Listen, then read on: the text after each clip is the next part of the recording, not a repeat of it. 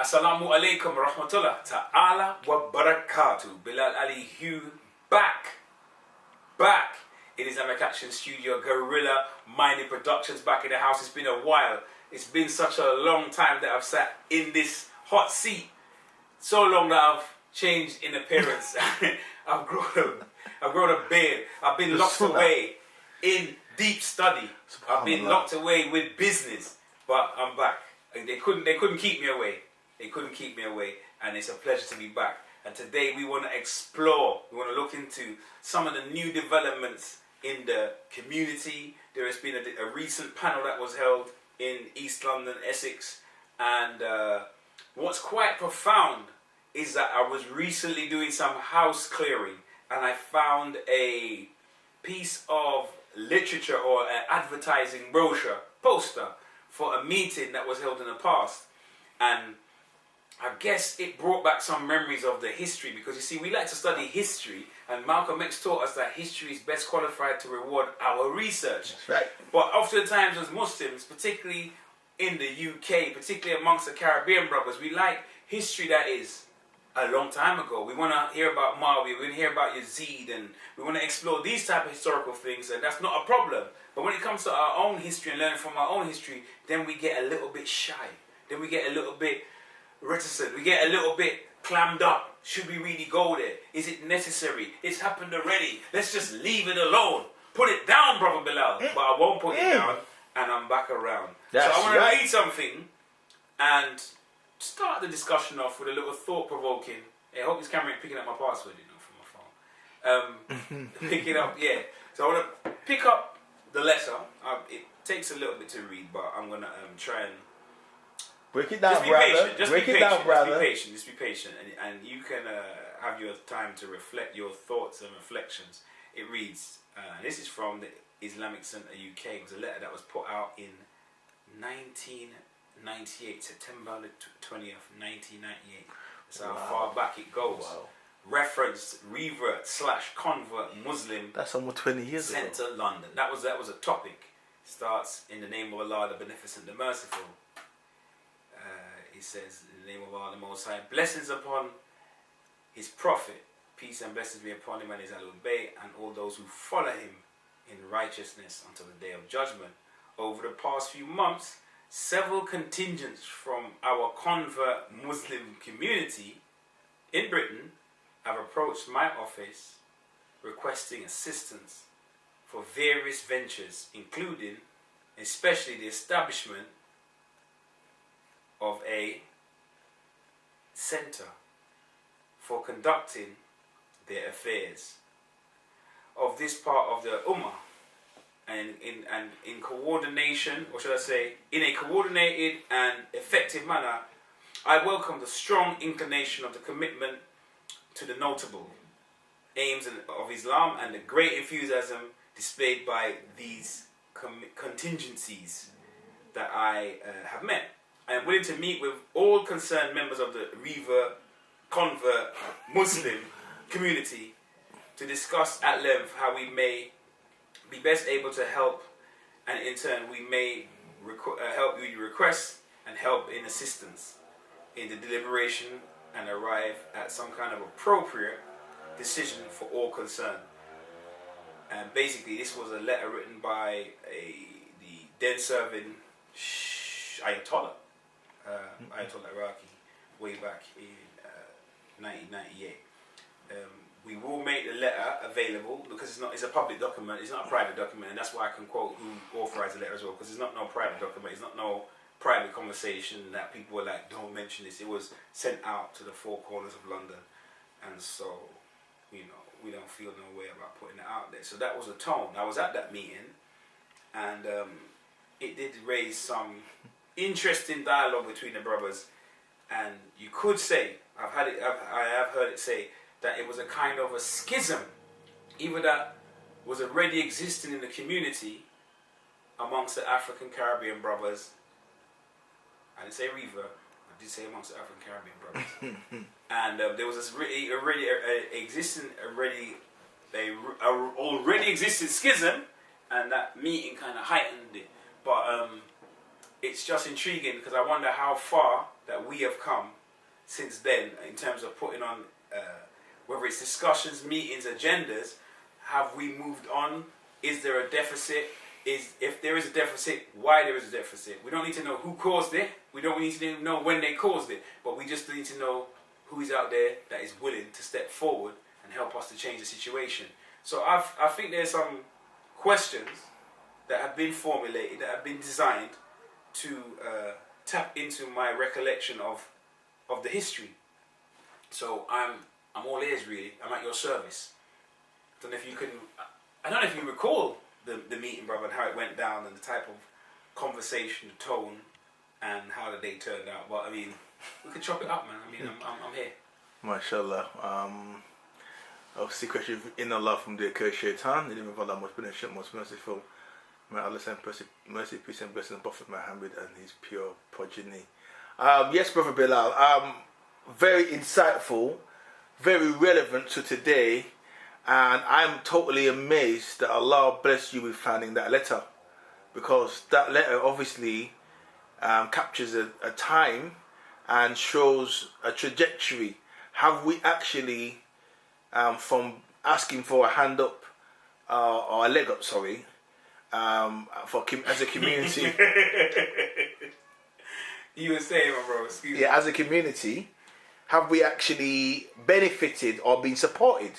Now, obviously, this is 1990. That was 1998. We're obviously now in 2017. There's a recent meeting you mentioned. And obviously, at that meeting, there were some notable scholars as well as, alleged scholars or people who are known within the African Caribbean community in London, here in England, for those of you watching abroad. But my question would be, from your personal experience, having been at the original meeting, and where there's a similar meeting happening now, or meeting since then, what would you say has been the outcome of those meetings? Do you think that we have we progressed as an African Caribbean or African Caribbean Shia or Ahlul Bayt, or the followers of the Imams or whatever community you want to call it? Have we actually progressed?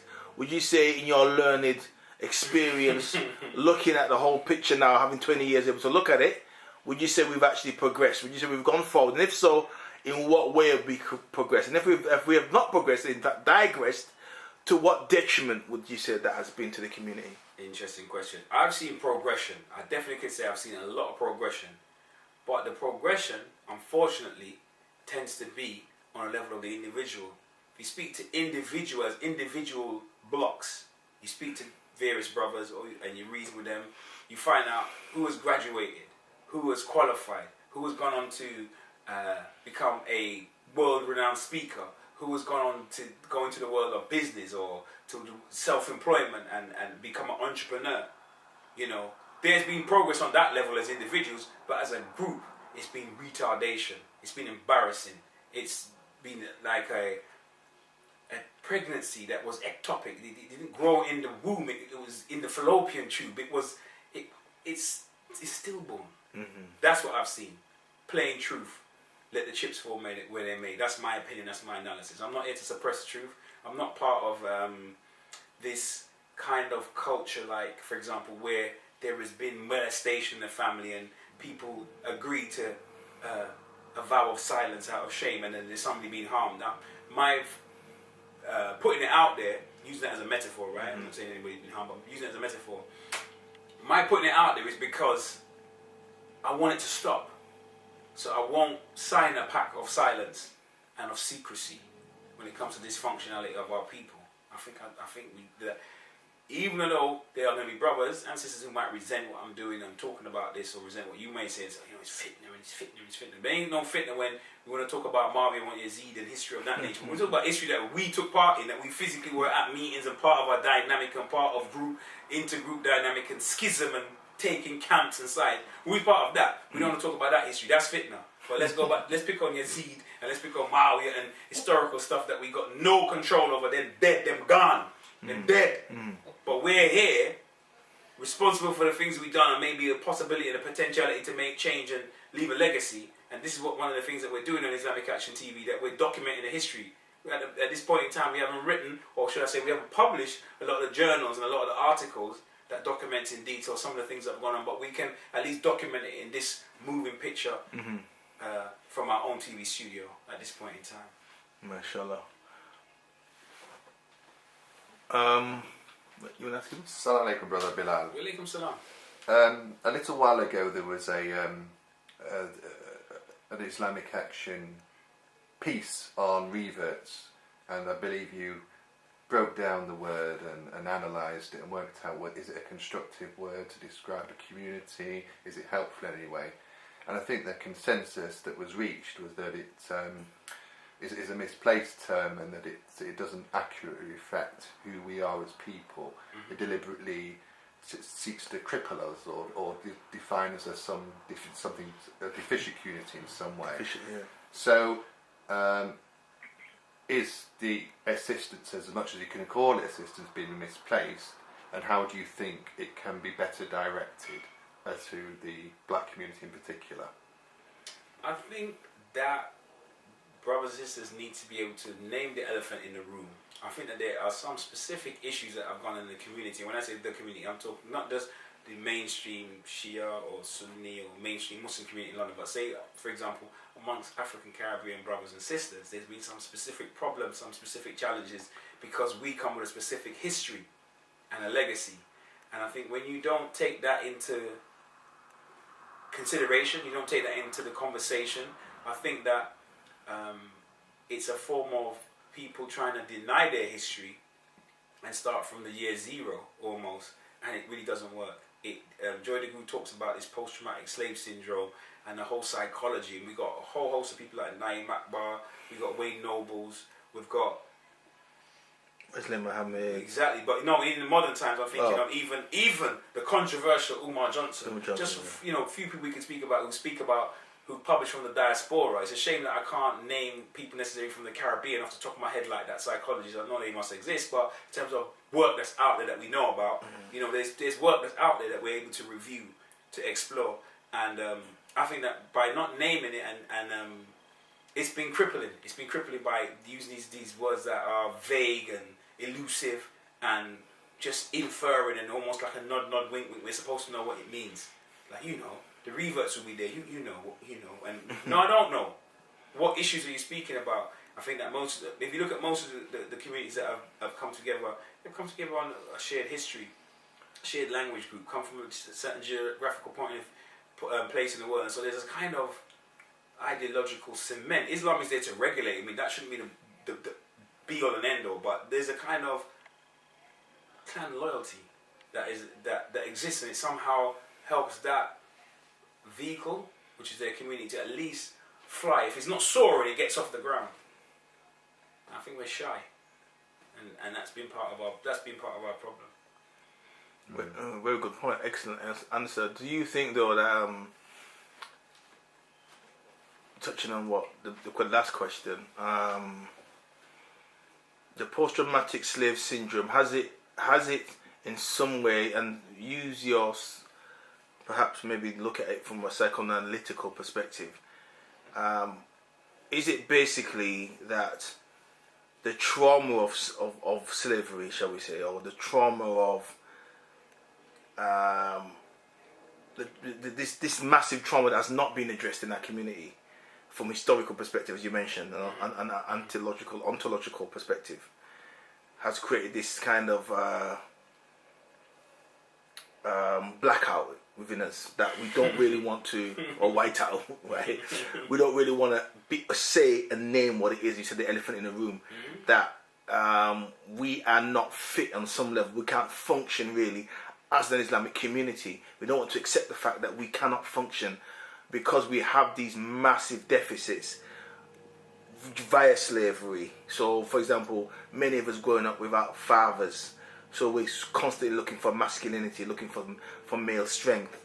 And our family structures were destroyed in slavery. So the idea of institutions, we struggle to form them. We struggle to form banks or businesses or economics, or to use our intellect outside of, say, music and sports, because of this massive trauma that we've kind of hidden, to not want to be who we are. Almost like when the first generation of Caribbeans came here, and now their parents didn't want them to speak Caribbean or be Caribbean. They had to be English. Yeah, I hear that. So you created... No! Don't say it like that. It's not like them. You born here. You born here, yeah. So basically you create this false narrative. So when people, whether they're Sonny Shield, whatever they want to call themselves, they're still carrying this damage, this blocking out, this I can't deal with it. So I'm going to have this Munchausen effect, which is we're going to love the people who oppressed us, and we're going to be like them. So if we're Shia, we're going to follow the Persians and be like how they are, dress like they are. Have meetings like this week, and all the brothers I don't respect. Nobody dressed in their traditional dress at a meeting discussing traditional African issues, for example, or Bilalian educative issues, right? But you're all dressed in Persian, Zoroastrian clothing. How oxymoronic is that? Now I've started probably digressed a bit, but I hope you get the gist of what I'm trying to say. Is how emasculated, how homogenized, how pasteurized, how boot-licking and back-bending and coonified and buffoonified is the community in reality. Let's call a spade, a coon, right? A swamp-running coon, what they are. This is what's happening. Is this not really reality of it? Until they face the coon in the mirror and actually admit and say, look, we're messed up, man. We're destroyed. I've never heard that phrase before. Profundity. Well, isn't that really it? Like, and as you said, other people are accused of stirring up trouble, creating fitna, you know. But the fact that this being denied, there is a tiger in your house. There's a tiger in your living room that's ready to tear you apart, and you're acting as if it's a pussycat. Now, what say you? Let me see if I can unpack that, because that was one heck of a question. I believe in healing. I believe in change. I believe in transformation. I think that Islam has that potential. Islam has that strength. And I also recognize that even when you're speaking to a scholar of Islam, a classical scholar of Islam, be he Sunni, be he Shia, when a person has come to their office, for example, and they have presented a number of problems to them, and life issues, for example, the Sheikh, the Mufti, he's trained in a certain way. So he will give spiritual remedy, he will give fatwa, he will give common sense advice of his experience as a cleric dealing with people. However, there are often times the responsible cleric will say, you need to go back to your GP because I believe you have maybe some kind of psychiatric problem. I'm not a psychiatrist or a psychologist, and they may refer you on. They accept the limitations of their teachings. They're not saying Islam is limited, but how my understanding of Islam and how I can heal you or help to bring about remedy is beyond my skill set. So what I'm going to do is I'm going to refer you back to, you need to see a psychologist. I recognize these traits, brother. This is OCD. This is an obsessive compulsive disorder. It's a part of the anxiety disorder family. It's found in the DSM, and I didn't study the DSM, so I'm going to send.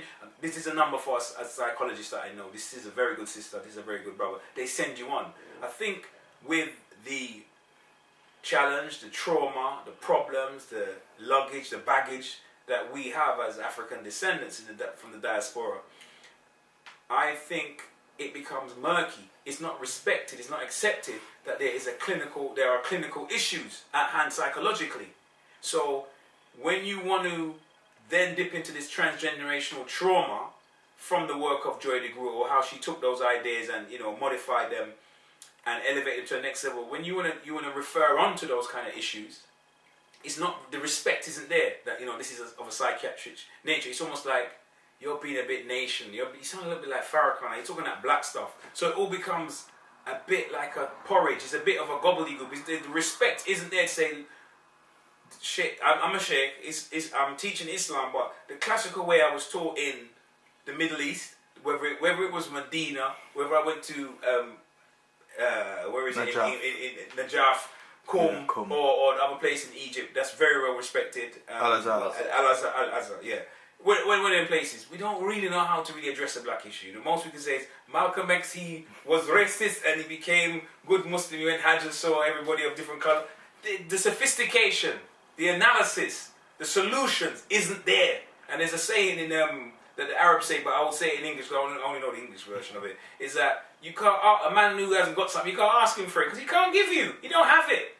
So you go in the orthodox, uber orthodox, this is what I'm getting back to some of your comments now, you gotta go the orthodox, uber orthodox route. It's not gonna work because they don't understand Malcolm X. They don't understand Malcolm X's story. They don't understand the people Malcolm X was trying to speak to. They don't understand the people Elijah Muhammad was trying to speak to. They don't understand the people and the psychology and the mindset and the potential of the people Marcus Garvey was trying to speak to, or the people that we've been trying to speak to over the last 20-something years as Muslims and as conscious, inshallah, brothers, you know what I'm saying? They don't understand that, so you're turning to them or leaving them out of the room, but then are you bringing their methodologies? Then it's like Vogue, then it's like Ebony Magazine, where you remove the Europeans, but you have something that's so Eurocentric, it might as well be a colouring book. I don't know about the meeting yesterday, I wasn't there. I love that. Right? I love that. But I could tell you about the meeting I was there 20 years ago, or 19 years ago, some 19 years ago to be precise. So I don't know if that goes some way towards answering your question. If I've addressed any of the issues, inshallah. So, brother, if I can try and summarise what you're saying if a brother, or a black brother specifically, asks, or sister asks for help, any problems they try and offload are viewed as like political hang-ups rather than anything psychological or personal of that person. So it becomes a them and us scenario. Well, you know, Allah knows best. So sort of deflect it away in some sort of patronising manner rather than get to the core of the issue. Yeah, Do you think you're still struggling on a political plane with the people who you're trying to get help from? Well, definitely. And so you have to ask or question: does it even make sense? Like what I'm saying, let me just put it out there. When it comes, as African brothers and sisters from the diaspora, I think when it comes to generic Islamic issues, I don't know how to make wudu, I want to reach higher spiritual states. You know, I can go to any sheikh that's of good character. You can go, you know, you take your pick and you ask him which surahs from the night prayer and stuff. Things that build your character, to fast on what days. These are things that apply to all Muslims, all human beings who are on a spiritual path and growth. But if you have specific types of issues, particular types of issues, those people are not trained or don't have that insight. They don't have that insight. I'm just saying it. On record, I don't believe they have that insight. If they did, they would have been talking and addressing those issues. I mean, recently there was again, I mentioned something in public. I'll call the brother's name because he's not a private individual. I'm only calling him out in public sense. Like Sheikh Hamza Yusuf, something I got a lot of respect. I mean, there was a big furore and a big uproar very recently about Black Muslim Lives Matter, and I know that you brothers are going to be touching that video soon. But I don't want to eat into too much of the script or the dialogue. But you know, he was asked certain questions by, I think it's Mahdi Hassan. I don't know if there was an inference in the question, but he was saying, did the Muslims, I mean, the Muslims of the Middle Eastern heritage and from the traditional Muslim world, did they miss a trick, paraphrasing, by not, when they came to America, sort of tapping into the black struggle, civil rights, sort of unifying so it'd be a power block?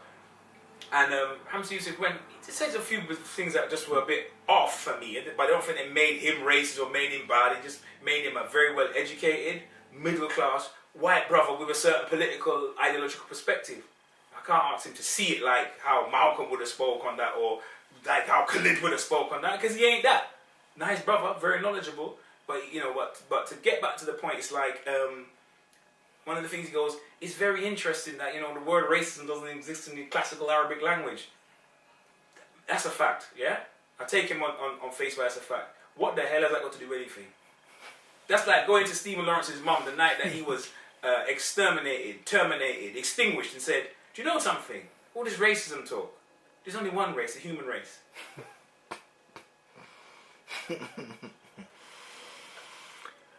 Oh, profound. I mean, we have to come to an end, but I could listen to you all day ad infinitum. It's all just two questions I want to touch upon. Because very briefly, the first one is, again, on the psychoanalytical perspective, and this might sound controversial, but I'm going to put it out there anyway, because this is what Islamic actually is all about, pushing the boundaries as much as possible and seeing, you know, how strong Islam adapts and deals with these boundaries that we push, because we know Islam is strong and Islam It's not, it's not gonna just give. It's, it will give, but it'll come with something strong. What would you say to someone if someone says, for example, every black Muslim I've met is a coon, whether he's Sunni or Shia? The first thing they come out with is, don't talk that black stuff. Why does this seem to be a universal message that if a black person was once a Christian who was coonified, worshipping a white Christ, then he becomes a Muslim, he seems to take the same mentality into the deen. And the first thing he talks about is the brothers and sisters in Syria, the brothers and sisters in Aleppo. Please, Aleppo is dying. We need people to save us. Save the people in Bosnia. Save the Palestinians. Why is it here? I don't know if it talks like non-wisdom, but why is it that it seems that immediately on becoming Muslim, taking his Shahada, he erases anything about himself? Oh, brother, and when he's invited to a talk, the first thing this coon talks about is, brother, if you don't understand our community, in our community, my dad was a crackhead. My dad left when I was a youth, yeah. My mum, yeah, she was always running up and down with different man. I grew up on the streets. I grew up on the ends, and it was gully, bruv. But alhamdulillah, mashallah, Islam saved me from all of that stuff. And I was getting into the black thing too, bruv. I thought that white people were bad people, but now I realise that mashallah, because I'm Muslim and that black man is a kafir, he ain't my brother. It's not about colour, brother, it's about the love, brother. Right? Why is it they act like that and immediately denigrate their own blackness? I don't hear any other person, Pakistani or anybody who comes Muslim, I don't hear a white person, for example, say that all of a sudden. You know what I mean? Well, I hate him with the knife, and I can't stand all that hasting stuff, right? There's nothing like that, right, at all. There's nothing like that at all, right, that even comes close to it, yeah? You know what I mean? There's nothing that comes close to that at all. So it's interesting that straight away. I'm hearing you, bro. Yeah. That straight away, yeah. So it's just excuse that, yeah. Right. Thirsty. It's thirsty. The knowledge, you see that? So, quickly, why is that, yeah? Why is it that there seems to be this denigration of themselves, this self-hatred, and I'm not into reggae music no more, I'm not into blues music, all that black stuff's got to go, right? So, I would say, just quickly, what would you say to people that would say, you know what, the worst thing to give somebody like that is Islam. The worst thing for them to become is Muslim. That's the worst thing, because it's like giving them, it's like, say, giving a child a gun, or, like a woman that's been raped, like a week later, instead of unpacking all that madness, on the destruction that's gone on, and her being defiled, you're going to say, okay, now here's a marriage now. Marry this person, start loving men, and being 100% correct. So what do you think that maybe there should be some psychological detoxification as to why they come Muslim, and if they do come Muslim, how do they respond? How they interject to that Islam? That's the first thing. And second, to tie up, bearing that in mind. So some people would say, for example, they shouldn't come Muslim at all. The worst thing to do is to come Muslim, because they're going to end up like Adi Balajo. They're going to end up like all these coons who follow these pale people and start doing crazy terrorist things, yeah? Because they're not fit, they're not mentally stable, they've got so much damage of the slavery in them that for them to come Muslim, it's just not happening, because they become coons. That's the first argument. And the second would be, do you think there's been an absolute snake or somebody in our community for the 20 years since that meeting who's coming, or the communities themselves, these communities, so-called Muslim heritage communities, have been acting hand in hand to ensure that the black community does not rise, that it's crippled? Bro, I'm going to try and do my best with that one at a stretch. You know what I mean? But maybe it would be better for me to give you that in a part 2 to this video. Brother! Time just doesn't permit. But brother, please, not even the Adi Balajo syndrome, yeah, which is part 1, and has there been a snake? We're going to see you next time, inshallah ta'ala, for the part 2 of this video. But it's been great to be back, family. And family out there in the ATL and everybody out there, we still welcome the comments. hit the button on the left or the right, wherever you find it. But remember to hit it. Subscribe. Subscribe. And by the grace of Allah, we'll be back with you soon, inshallah, to chop up game again. Boy, I can't wait. We're going to see you soon, inshallah. Assalamu alaikum, rahmatullah ta'ala wa barakatuh.